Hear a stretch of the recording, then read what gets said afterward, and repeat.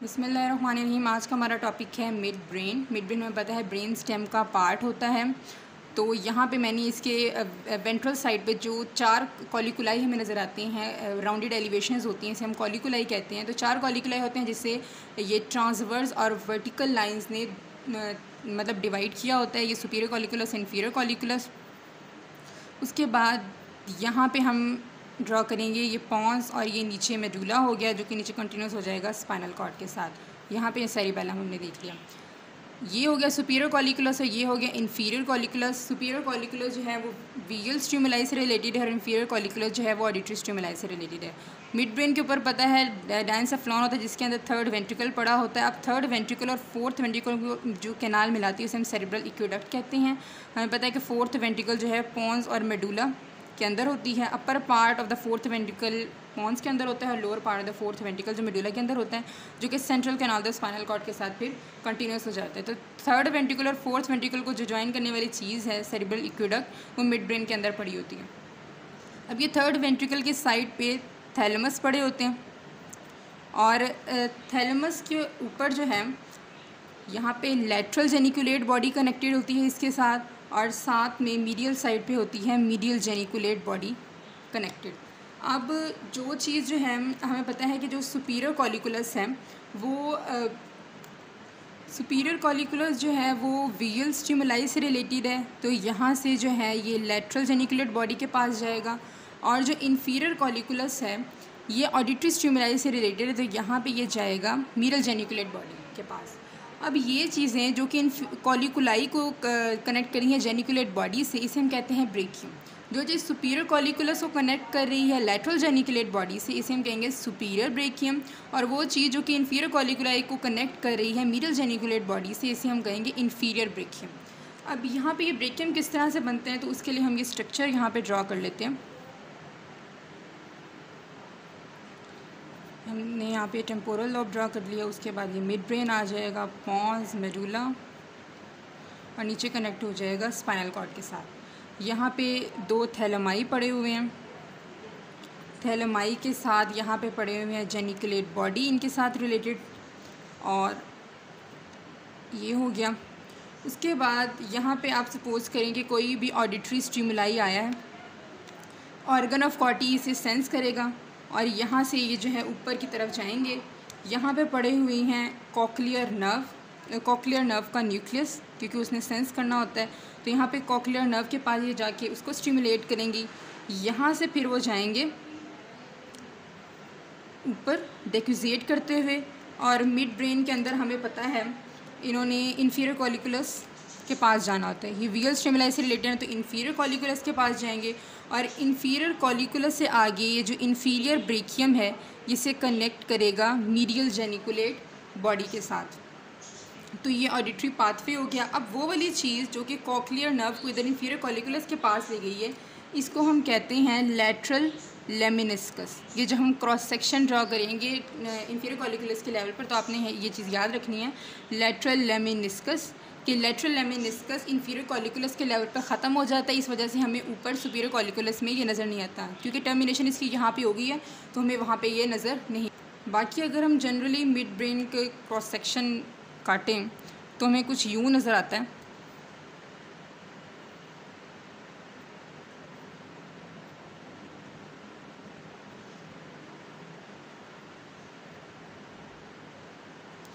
तो ये जो ये वाला पूरा एक रीजन है, इसे एक सेरेब्रल पेडंकल कहते हैं, और इस वाले रीजन को दूसरा सेरेब्रल पेडंकल कहते हैं।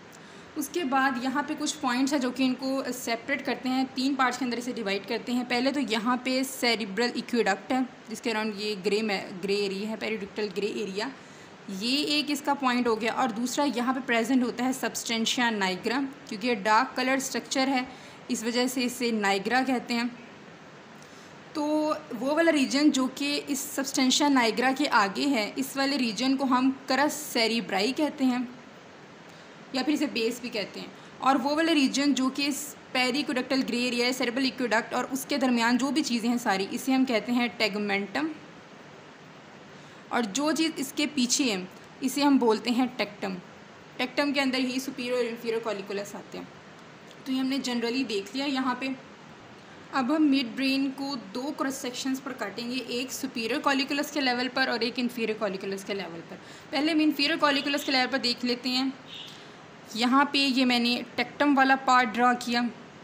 अब क्योंकि इन्फीरियर कॉलिकुलस के लेवल पर ड्रा कर रही हूँ तो यहाँ पे इन्फीरियर कॉलिकुलस प्रेजेंट होगा। उसके बाद आगे की तरफ ये मूव किया, ये इसका क्रस सेरिब्राई में ड्रा कर रही हूँ। यहाँ पे जो है मोटर ट्रैक्स यहाँ से वापस निकलते हैं, तो यहाँ पे चार जो पॉइंट्स मैं बनाऊँगी, चार सेक्शंस बनाऊँगी क्योंकि चार ट्रैक्स यहाँ से निकल रहे हैं। बिल्कुल सेम इसी साइड पे भी ऐसे ही बना दूँगी। ये हो गया।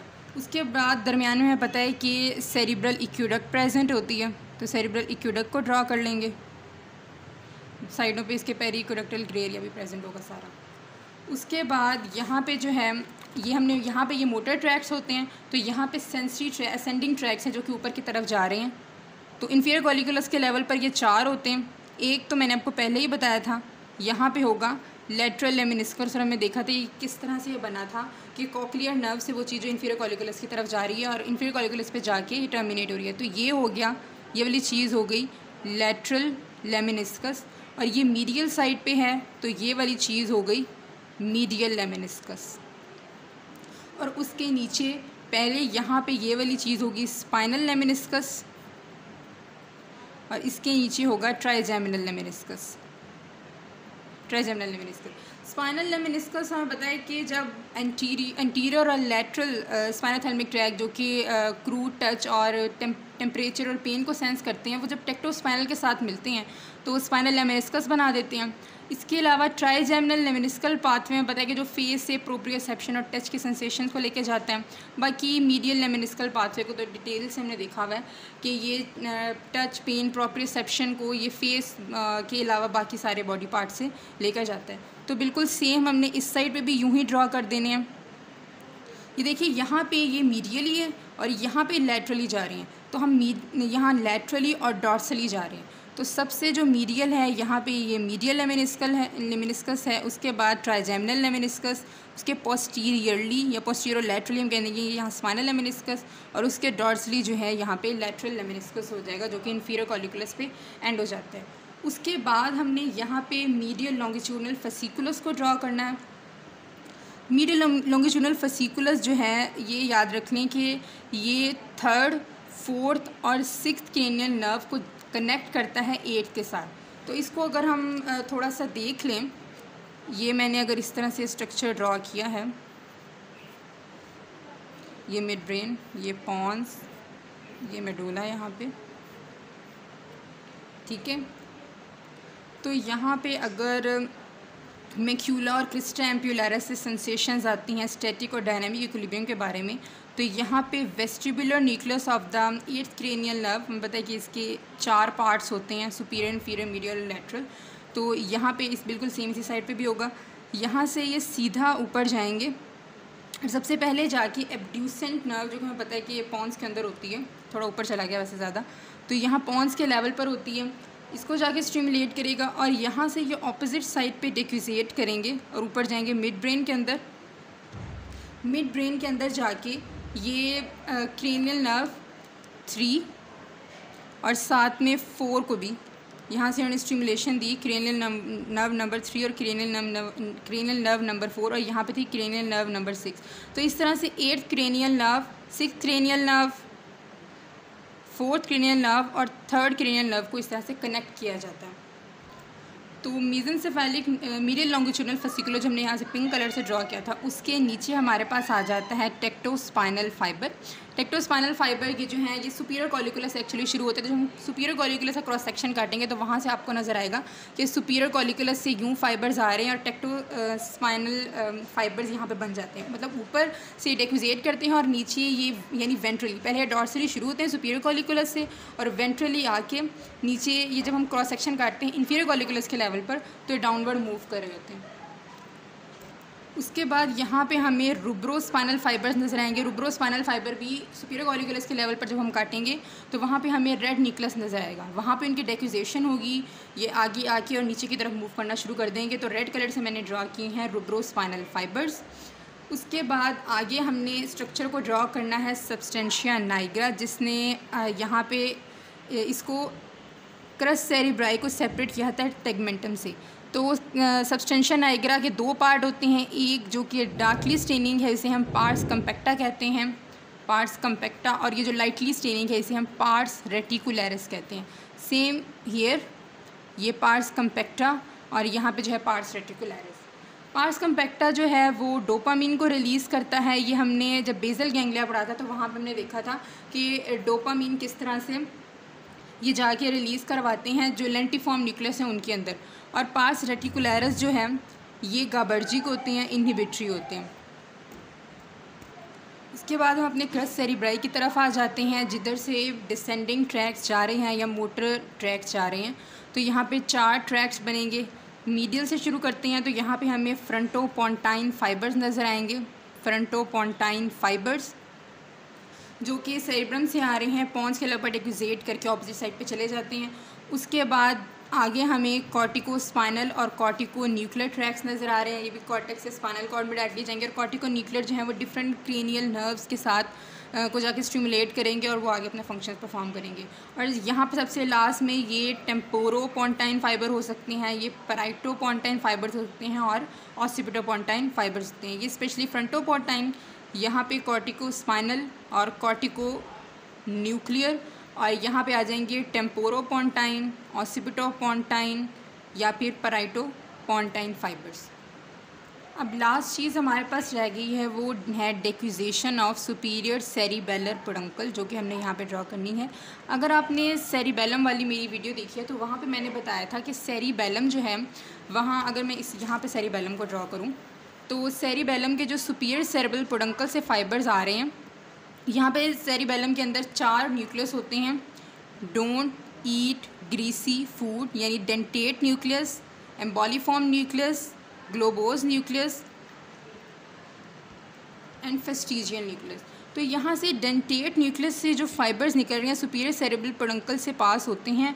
और यहाँ पे मैंने आपको बताया था कि या तो वो रेड न्यूक्लियस के पास जाएंगे और रेड न्यूक्लियस से ऊपर जो है थैलेमस के पास, यानी ये जो है रेड न्यूक्लियस से आगे जाएंगे थैलेमस के पास और थैलेमस से आगे ये सेरेब्रल कॉर्टेक्स के अंदर चले जाएंगे। या फिर हमने देखा था कि डायरेक्टली यहाँ से ये निकल के थैलेमस के पास जाते हैं। यानी हमारे पास 2 तरह के ट्रैक्स बन जाते हैं, डेंटोरूब्रल ट्रैक्ट या हम इसे डेंटोरूब्रो सेरिबेलर सेरिब्रल ट्रैक्ट कह सकते हैं, या फिर यहाँ से निकलते हैं डेंटोथैलेमिक, या भी कहते हैं कि डेंटोरूब्रल और डेंटोथैलेमिक ट्रैक्ट जो निकलते हैं वो यहाँ पे उनकी डेक्विजेशन हमें नज़र आ रही है इस क्रॉस सेक्शन के अंदर। तो एक बार हम क्विक व्यू इसका देख लेते हैं। पहले हमने देखा कि ये हमने इन्फीरियर कॉलिकुलस के लेवल पर इसे कट किया हुआ है, हमें इन्फीरियर कॉलिकुलस नज़र आ रहा है। यहाँ पे इस वाले रीजन को हम बोल देंगे कि ये टेक्टम है। उसके बाद यहाँ से लेकर सब्सटेंशिया नाइग्रा के दरमियान वाला रीजन, इसे बोलते हैं हम टेगमेंटम। टेगमेंटम के अंदर यहाँ पे हमें सेरिब्रल एक्वेडक्ट नज़र आती है, उसके अंदर पेरिक्वेडक्टल ग्रे एरिया। इसके अलावा एक चीज़ बहुत इंपॉर्टेंट तो हमारी रह गई है, वो है यहाँ पे कौन सी क्रेनियल नर्व निकलती है। तो यहाँ से 4th क्रेनियल नर्व निकलती है इन्फीरियर कॉलिकुलस के लेवल पर, उसका न्यूक्लियस यहाँ एंटीरोलैटरली प्रेजेंट होता है और ये वाहिद क्रेनियल नर्व है जो कि ऑपोजिट साइड से यहाँ पे मूव करती है। तो ये हो गया, इस वाले रीजन कहते हैं सुपीरियर मेडुलरी वेलम, और ये वाली चीज़ें यहाँ पे उभार से बना हुए हम फ्रेनुलम वेलम भी कहते हैं। तो ये सुपीरियर मेडुलरी वेलम के लेवल पर यहाँ पे ऑपोजिट साइड पे ये डेक्विजेट करके और ये क्रेनियल नंबर 4 जो है वो आगे फॉरवर्ड मूव कर जाएगी। इसके अलावा यहाँ पे मीजेंसेफेलिक न्यूक्लियस भी प्रेजेंट होते हैं। मीजेंसेफेलिक न्यूक्लियस जो है, मीजेंसेफेलिक न्यूक्लियस होता है ट्राइजेमिनल नर्व। हमें पता है कि जो क्रेनियल नर्व नंबर 5 है ये जो है इसके न्यूक्लियस पूरी ब्रेन स्टेम के अंदर फैले होते हैं। पहले ऊपर होता है मीजेंसेफेलिक न्यूक्लियस, उसके बाद पॉन्स के लेवल पर आ जाता है पोंटाइन न्यूक्लियस और नीचे जो है वो स्पाइनल कॉर्ड के अंदर भी स्पाइनल न्यूक्लियस और ट्राइजेमिनल नर्व नज़र आता है। तो हमें यहाँ पे दोनों लेवल्स पर सुपीरियर इन्फीरियर कॉलिकुलस के लेवल पर मीजेंसेफेलिक न्यूक्लियस और ट्राइजेमिनल नर्व नज़र आएगा। तो ये यहाँ पे ये 2 चीज़ें हो गई। उसके बाद जो है हम असेंडिंग ट्रैक्स हमने देखे। असेंडिंग ट्रैक जो है यहाँ पे पहले लेटरल लेमिनिस्कस जो कि उधर से निकल के कॉक्लियर नर्व से निकल के यहाँ पे इन्फीरियर कॉलिकुलस के लेवल पर आ रहा था। लेटरल लेमिनिस्कस यहाँ पे इसमें टर्मिनेट करना है। उसके आगे स्पाइनल लेमिनिस्कस जो कि anterior lateral spinothalamic interior lateral spinothalamic track और साथ में टेक्टोस्पाइनल ट्रैक इसके साथ मिल जाएगा तो स्पाइनल लेमेनिस्कस बना देगा। उसके बाद ये जो पेन और टेम्परेचर वाली सेंसेशन है, क्रूड टच वाली सेंसेशन लेके जाता है। उसके बाद ये ट्राइजेमिनल लेमेनिस्कल जो कि फेस से प्रोप्रियोसेप्टिव इन्फॉर्मेशन लेके जाता है।